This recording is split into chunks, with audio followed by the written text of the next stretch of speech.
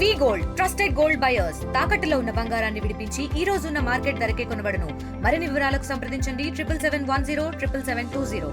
కూటమి ప్రభుత్వం ఏర్పడిన తర్వాత మొదటి దఫాగా ఆంధ్రప్రదేశ్ పోలీసులు మావోయిస్టులు లొంగుబాటును ప్రత్యక్షంగా పోలీసుల సమక్షంలో చూపించిన పరిస్థితి అయితే ఉంది. దీంట్లో కమలేష్ దంపతులు ఎవరైతే దాదాపుగా 20 లక్షలు తన మీద టార్గెట్ ఉండింది, ఆ 20 లక్షలకు సంబంధించిన వ్యక్తి ఎవరైతే ఉన్నారో కమలేష్, కృష్ణా జిల్లాకు సంబంధించిన కమలేష్ దంపతులతో పాటు దాదాపుగా గతంలో ఈ మధ్యకాలంలో లొంగుబాటైన దాదాపుగా 15 మందిని మీడియా ముందు విజయవాడలో డీజీపీ ప్రవేశపెట్టిన పరిస్థితి అయితే వీళ్ళ దగ్గర నుంచి కూడా ఏఓలో ఉన్న డంప్ ఏదైతే ఉందో ఏఓబీలో ఉన్న డంప్ని మొత్తాన్ని కూడా కొంత స్వాధీనం చేసుకున్నారు. ఈ డంపుకు సంబంధించి వ్యవహారంగా మనం చూసుకుంటే ఈ డంపులో చాలా కీలకమైన వెపన్స్ని ఇక్కడ తీసుకొని వచ్చిన పరిస్థితి అయితే చూడొచ్చు.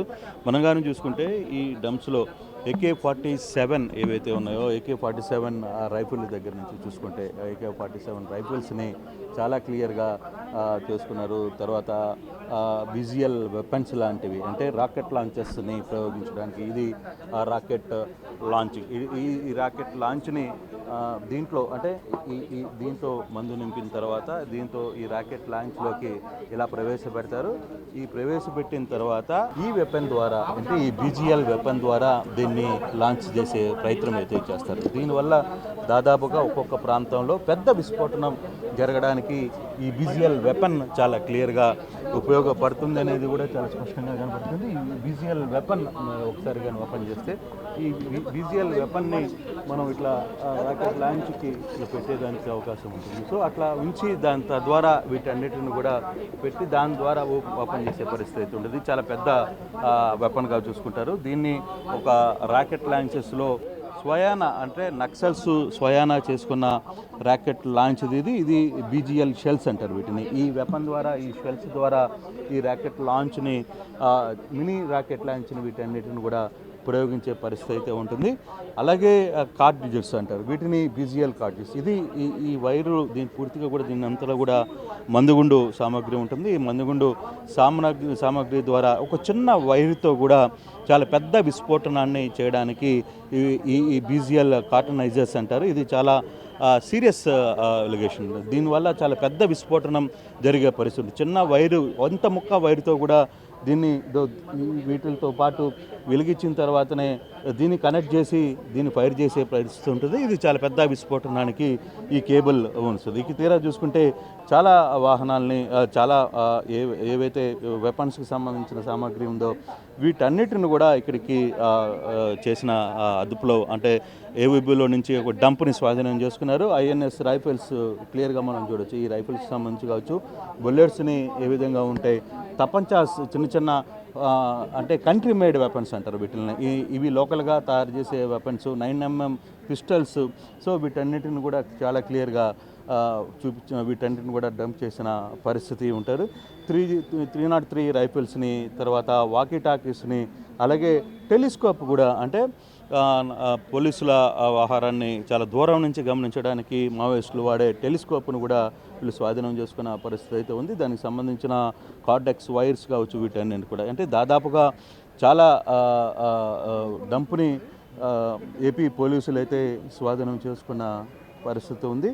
ఇది కార్డెక్స్ వైర్, ఇది కూడా చాలా విస్ఫోటనానికి కారణమైన అతి కొద్ది ప్రమాదకరమైన వైర్లలో ఇది ఒకటి. దీన్ని కూడా లోకల్ మేడ్గానే చేసే పరిస్థితి ఉంటుంది. వీటన్నిటిని బయట నుంచి సంపాదిస్తుంటారు. విస్ఫోటనానికి మావోయిస్టులు ఈ వైర్ని పెద్ద స్థాయిలో వాడే పరిస్థితి అయితే ఉంటుంది. సో ఇటువంటి వెపన్స్ని మొత్తాన్ని కూడా దాదాపుగా చాలా వరకు ఈ డంప్ని స్వాధీనం చేసుకున్న పరిస్థితి అయితే ఉంది. అలాగే కొంతమంది మావోయిస్టులను కూడా ఇక్కడికి స్వాధీనం చేసుకున్న నేపథ్యం కూడా మనం చూస్తున్నాం. అయితే ఇప్పుడు ఏపీ పోలీసు ఒకటే చెప్తోంది.